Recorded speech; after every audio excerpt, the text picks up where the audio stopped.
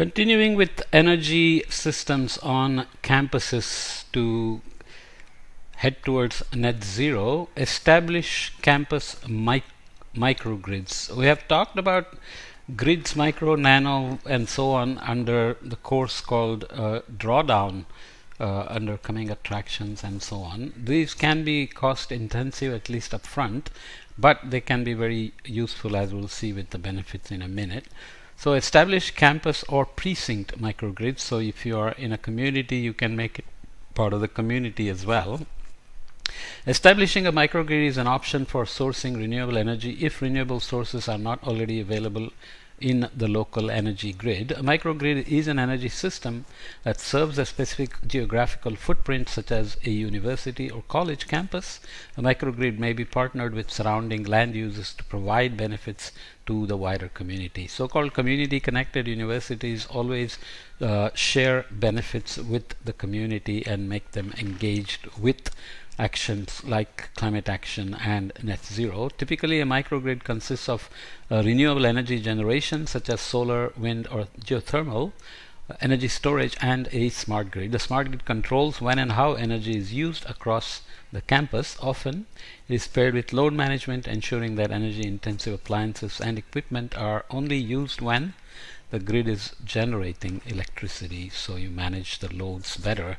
And if you know how the loads are managed, peaker plants typically to serve communities when the energy demand goes up often are run on bad, high emission fossil fuels to manage the peak demands. So one has to be careful about those. For managing the load balance is always important to avoid running peaker plants that are very high emission entities.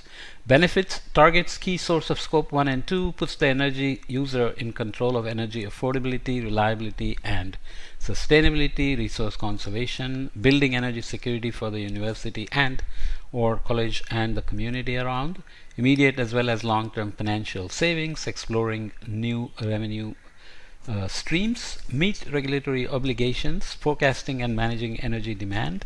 Forecasting, I mentioned early warnings before. Engaging with staff and students, share learnings with the wider community, overall community benefits including cleaner air, climate change adaptation and mitigation, right?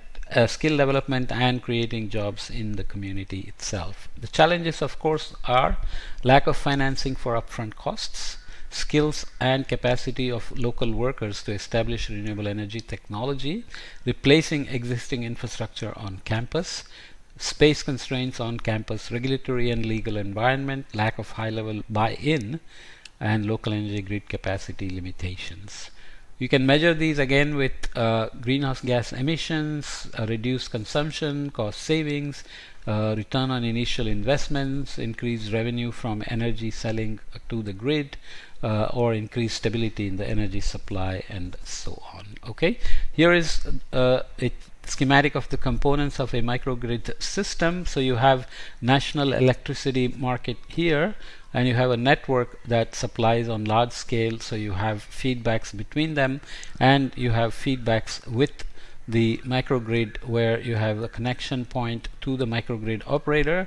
You have storage, embedded generation, flexible loads, embedded generation, embedded network, and the control system in the middle.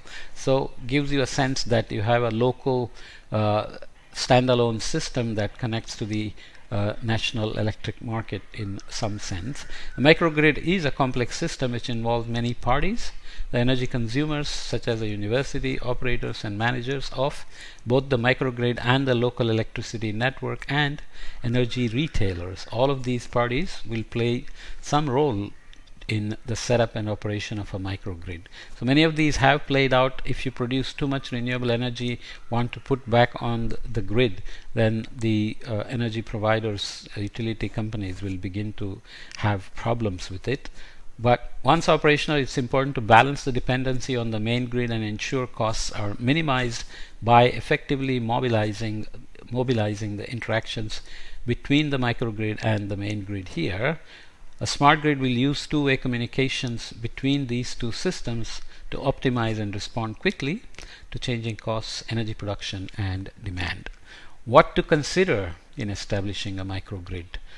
What regulatory, market, or other barriers and opportunities exist?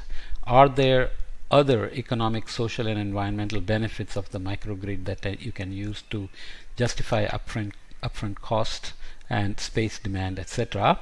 Who are the important partners and stakeholders for the success of the microgrid? What arrangements, including contractual with partners, including retailers and networks, can be made to enable the delivery of benefits? What safety issues need to be considered? This includes cybersecurity features. Can somebody knock out your microgrid and create problems? What infrastructure is required on campus and at the individual building level to establish a microgrid? Of course, you have to fit in the maybe H2 supply lines into it, EV charging stations, maybe EV battery can supply back to the system when it's idling, or you have requirements on when people can charge, and so on and so forth. To continue with source of renewable energy, look at the schematic here. Renewable energy, you need corporate vision and strategy aligned with the sustainable approach to business. Co-benefits, job creation, improved health and well-being, biodiversity, education and training, and social inclusion. And you have competition pressure, market and brand differentiation. So customer and stakeholder influence and demand customer retention strategy is needed in terms of transitioning to renewable energy, especially to reduce scope 1 and scope 2 emissions quite significantly. Risk management in the short, medium and long term, so long term stable power costs to hedge against volatility of power supply, reduced exposure to rising energy costs, reduced exposure to environmental change, and corporate acknowledgement and intended response to climate change, so carbon neutrality commitments, renewable energy commitments, and so on. So renewable energy does involve high upfront costs that are difficult to finance for most universities and colleges. Fortunately, with greater integration of renewable energy into national grids, many universities and colleges can explore new ways to procure renewable energy. Okay, so we'll come back and look at a few more things, but let's close out with this one on opportunities for transitioning to renewable energy. I think next up is mobility, so let's just wrap this up. Purchase a green electricity plan through energy retailer. Some retailers purchase offsets or certificates while others directly produce green electricity. Consider options such as power purchase agreement. This is a third-party owned and operated source of renewable energy, for example, an off-site solar farm with whom the institution signs a long-term contract. Install renewable energy infrastructure on campus like rooftop solar panels, biomass units, biomass from composting, etc. Look at innovative financing methods which will help to provide crucial funding for such projects.